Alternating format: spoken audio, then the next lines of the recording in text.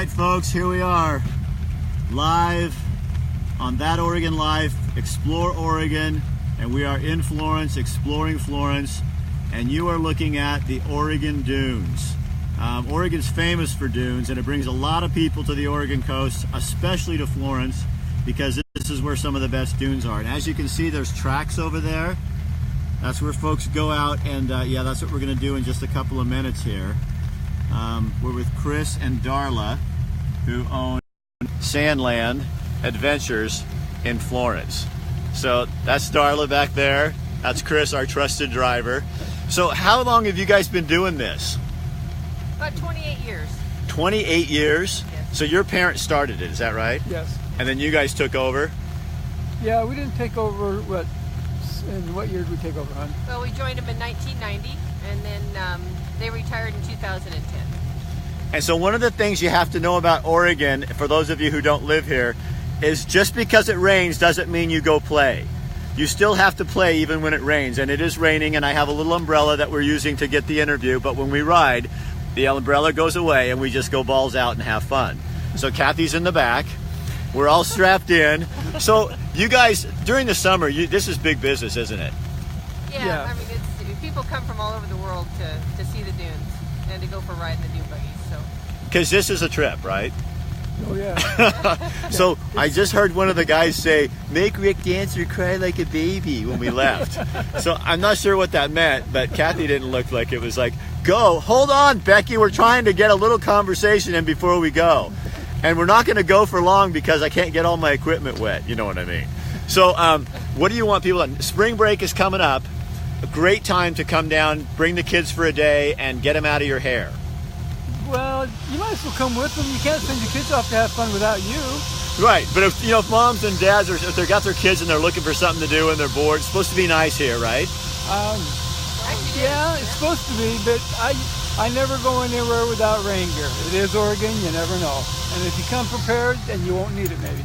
And my wife was smart and packed our rubber pants in the car, and I'm thanking her for it. She said when she put them in the car, I said, "Thank you," because you know how I didn't thank her, and now today I'm going to have to thank her. So, no, Becky, shut up. Look, Becky's on here causing problems. I don't know. What about? Why don't you guys tell us, like, so you have, what do you have, like, trip-wise? Like, do you have different half-day or hour-wise, or like? So on this particular buggy, on the sand rails, we do half-hour 10-mile trips or hour 20-mile trips, and the hour trip does include a mile of each. And this is our faster, more exciting ride. We do also have slower, more scenic trips on our giant dune buggies. So you have one that fits. How many people does that big bus one fit? The big buggy will take always 27 adults, so it holds a lot of people. So, and then these little ones are how many? 7 adults, and then more if we have small people. So, but yeah, these are definitely the faster of the two. So what do people, what people need to know that the Oregon dunes need to be protected and cared for? Yes. We're in the process of losing them. The European beach grass is taking over. We lose between 10 and 20 feet a year. The grass and trees and vegetation keep moving in from the coastline. It's already blocked the sand off so much that there's no new sand coming into the ocean anymore. When we first started doing this, some of these bigger hills out around the tree islands that we'll see later, they would grow between 200 and 300 feet over the course of the year. Wow. So the sand built up, and then in the winter storms, the wind changes direction, and it flattens it back out again. The problem is now there's not enough sand, so now they might build 50 to 70 feet in a year on a really good, nice windy year, but there's just not enough sand left to do it, and there's no new sand coming in unless they can remove the vegetation that was planted here. So there is a big move. Travel Lane County, a bunch of different people, the state, forming a committee looking at this to try to get this thing saved. Yeah, well, the Forest Service is studying it too, but you know, it depends on how long they study it before they actually do something. We tend to be study monsters where we spend more money on study than doing any action. so anyway, so come down. Anything else you need to tell them about your business? It's a lot of fun. Yeah. That's what we specialize in, is having people have fun. So you trips all day. People need to call ahead to get reserved and all that kind of stuff? In the summertime, you probably better make reservations. We do online reservations, or you can call, either one.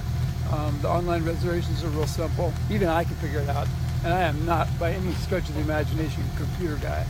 Okay, so what's your website? I'll ask Darla. At Sandland.com.